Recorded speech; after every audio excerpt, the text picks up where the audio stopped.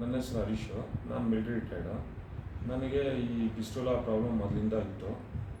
But ಅದೇನು ಅಷ್ಟು severe ಆಗಿರಲಿಲ್ಲ.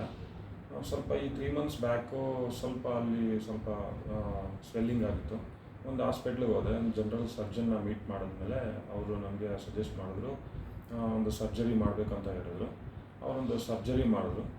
ಚಿಕ್ಕದಾಗಿ ಸರ್ಜರಿ ಮಾಡಿಬಿಟ್ಟು ಎವ್ರಿ ಡೇ ಅವರು ಅದಕ್ಕೆ ಡ್ರೆಸ್ಸಿಂಗ್ ಮಾಡ್ತಿದ್ರು. ಡ್ರೆಸ್ಸಿಂಗ್ ತುಂಬ ಪೇನ್ಫುಲ್ ಆಗಿತ್ತು, ಅದನ್ನು ತಡೆಯೋಕ್ಕೆ ಆಗ್ತಿರ್ಲಿಲ್ಲ.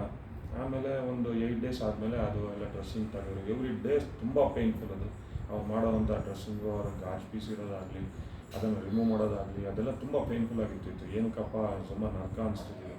ನಾವು ಮಿಲ್ಟ್ರಿಯಲ್ಲಿ ರಿಟೈರ್ಡ್, ನಾನು ಮಿಲ್ಟ್ರಿಯಲ್ಲೇ ಅಂಥ ಪೇನ್ಫುಲ್ ಸರ್ವಿಸ್ ಇಲ್ಲ. ಬಟ್ ಇದೇನಾದ್ರು ಏನಕ್ಕಪ್ಪ ಈ ಬೇರೆ ಒಂದು ಯಾವುದೇ ಡಿಸೀಸ್ ಆಗಲಿ ನಾವು ತಡ್ಕೋಬೋದು, ಬಟ್ ಇದನ್ನು ತಡ್ಕೊಳ್ಳೋಕ್ಕಾಗ್ತಾ ಇರಲಿಲ್ಲ.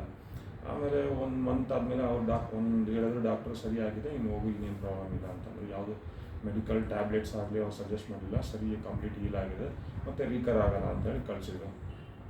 ಅದಾದಮೇಲೆ 1 ಮಂತ್ ಆದಮೇಲೆ ಮತ್ತೆ ಸೇಮ್ ಕಂಡೀಷನ್ ಸ್ಟಾರ್ಟ್ ಆಯಿತು, ಇನ್ನು ಸ್ವಲ್ಪ ಸಿವಿಯರ್ ಆಯಿತು.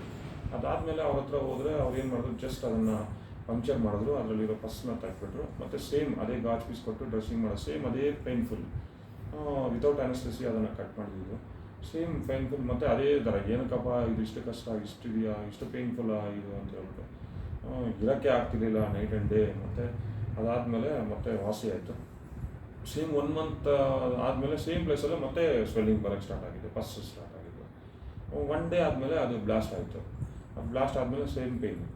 ಆಮೇಲೆ ಯಾರೋ ಒಬ್ಬ ನಮ್ಮ ಫ್ರೆಂಡು ಅವರು ಸಜೆಸ್ಟ್ ಮಾಡಿದ್ರು, ಡಾಕ್ಟರ್ ಹಬೀಬುಲ್ಲಾ ಅಂತ ಹೇಳಿ, ಈ JP ನಗರ ಅವ್ರದ್ದು ಇರೋದು. ಇವ್ರ ಹತ್ರ ಹೋಗಿ ಅವರು ಇದರಲ್ಲಿ ಸ್ವಲ್ಪ ಪಂಡಿತರಾಗಿದ್ದಾರೆ, ಚೆನ್ನಾಗಿ ಮಾಡ್ತಾರೆ ಅಂತ ಹೇಳ್ಬಿಟ್ಟು ನನಗೆ ಸಜೆಸ್ಟ್ ಮಾಡಾದಮೇಲೆ ಇಲ್ಲಿ ಬಂದಾದಮೇಲೆ ನನಗೆ ಸ್ವಲ್ಪ ಅವ್ರ ಅಶ್ಯೂರೆನ್ಸ್ ಕೊಟ್ಟರು. 3-4 ಮೆಥಡ್ ಹೇಳಿದ್ರು, ಈ ಮೆಥಡಲ್ಲಿ ಇದನ್ನು ನಾವು ಸಾಲ್ವ್ ಮಾಡ್ಬೋದು ಅಂತ. ನಾನು ತುಂಬ ಭಯಪಟ್ಟಿದ್ದೆ, ಏನಪ್ಪ ಏನಾದರೂ ಜಾಸ್ತಿ ಪ್ರಾಬ್ಲಮ್ ಇದೆಯಾ, ಅದು ಬೇರೆ ಪ್ಲೇಸ್ ಯಾರಿಗೂ ತೋರಿಸ್ಕೊಳಕ್ಕಾಗಲ್ಲ ಅಂಥ ಪ್ಲೇಸು ಅಂತ ಹೇಳಿದಾಗ ಅವರು ನಿಧಾನಕ್ಕೆ ಸಜೆಸ್ಟ್ ಮಾಡಿದ್ರು. ಒಂದು MRI ಮಾಡಿಸಿದ್ರು. MRI ಮಾಡಿಸಿದ್ಮೇಲೆ ಎಲ್ಲೆಲ್ಲಿ ನನ್ನ ಪ್ರಾಬ್ಲಮ್ ಇದೆ ಅಂತ ಅದನ್ನು ಗೊತ್ತಾದಮೇಲೆ ಅವರು ಆಯಿತು ಸರ್ಜರಿ ಮಾಡ್ತೀನಿ ಅಂತ ಸಜೆಸ್ಟ್ ಮಾಡಾದಮೇಲೆ ಸರ್ಜರಿನೂ ಆಯಿತು. ಸರ್ಜರಿ ಆದಮೇಲೆ ಸ್ವಲ್ಪ ಲೇಸರ್ ಟ್ರೀಟ್ಮೆಂಟ್ ಕೊಟ್ಟರು. ತುಂಬಾ ಕಟ್ ಮಾಡಿದರು, ಭಯ ಆಗ್ತಿತ್ತು. ಬಟ್ ಅವ್ರು ಮಾಡೋ ಒಂದು ಪ್ರೊಸೀಜರು ನನಗೆ ತುಂಬ ಇಷ್ಟ ಆಯಿತು. ಆದರೆ ಅಲ್ಲಿ ಕೊಟ್ಟಂತಹ ಪೇಯ್ನು ಇಲ್ಲಿ ಏನು ಪೇಯ್ನೇ ಅನಿಸ್ಲಿಲ್ಲ ನನಗೆ. ಟೋಟಲ್ ಅವ್ರು ಕೊಟ್ಟಿದ್ದಂಥ ಟ್ರೀಟ್ಮೆಂಟು ಒಂದು ದಿವಸನೂ ಪೇಯ್ನ್ ಅನಿಸ್ಲಿಲ್ಲ. ಅಲ್ಲಿ ಸರ್ಜರಿ ಅದಾದಮೇಲೆ ಸ್ವಲ್ಪ ಪೇಯ್ನ್ ಇರ್ತಿತ್ತು, ಪೇಯ್ನ್ ಆದಮೇಲೆ. ಬಟ್ ಇವ್ರು ಮಾಡೋವಂಥ ಟ್ರೀಟ್ಮೆಂಟು ನನಗೆ ಒಂದು ಸ್ವಲ್ಪನೂ ನನಗೆ ಪೇಯ್ನ್ ಅನಿಸ್ಲಿಲ್ಲ. ಈಗ ಟೋಟಲಿ ಕಂಪ್ಲೀಟಾಗಿ ಹೀಲ್ ಆಗಿದೆ. ನನಗೆ ತುಂಬ ಇವ್ರ ಮೇಲೆ ವಿಶ್ವಾಸ ಬಂದಿದೆ. ಇವ್ರು ತುಂಬ ಚೆನ್ನಾಗಿ ಟ್ರೀಟ್ ಮಾಡಿದ್ದಕ್ಕೆ ನಾನು ನಂಬೋಕ್ಕೆ ಆಗಲ್ಲ, ಅಷ್ಟು ಚೆನ್ನಾಗಿ ಟ್ರೀಟ್ಮೆಂಟ್ ಮಾಡಿದ್ರು. ಕಂಪ್ಲೀಟಾಗಿ ಹೀಲ್ ಆಗಿದೆ ಈಗ. ನನ್ನ ವಿಶ್ವಾಸ ಎಲ್ಲ ಮತ್ತೆ ಬಂತು. ತುಂಬ ಚೆನ್ನಾಗಿದೆ.